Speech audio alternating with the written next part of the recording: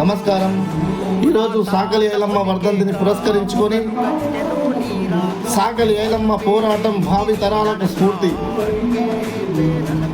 ఈ తెలంగాణ రాష్ట్రంలో భూమి కోసం, భక్తి కోసం, వెట్టి చాకిరి విముక్తి కోసం పోరాటం చేసినటువంటి గొప్ప వీరనారి సాకలి ఐలమ్మ గారు సాయుధ పోరాటం చేశారు.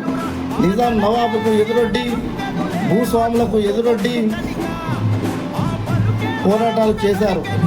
కౌలు భూములలో పండించిన పంటను దేశ్ముఖ్ రేపాక రామచంద్రారెడ్డి తన అనుచరులతో ఆ పంటను తరలించే ప్రయత్నం చేయగా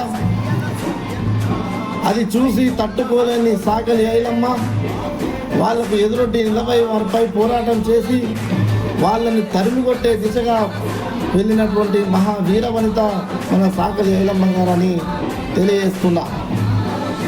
అందుకే మిత్రులారా, ఈ సమాజంలో సాకలి ఐలమ్మ లాంటి వీర వనితలు ఎంతోమంది పుట్టుకు రావాలని, ఈ సమాజంలో ఈ దేశం కోసం, ఈ ధర్మం కోసం తన వంతుగా సహాయ సహకారాలు అందించాలని తెలియజేసుకుంటూ బాంచన్ని కాలు ముక్త అనే బతుకుల నుండి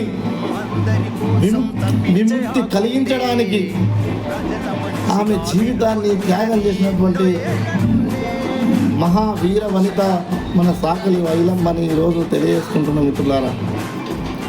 నా పేరు కాకి వినోద్, ఎస్సీ రిజర్వేషన్ పరిరక్షణ సమితి రంగారెడ్డి జిల్లా ప్రధాన కార్యదర్శి. జై భీమ్, జై జాంబావ.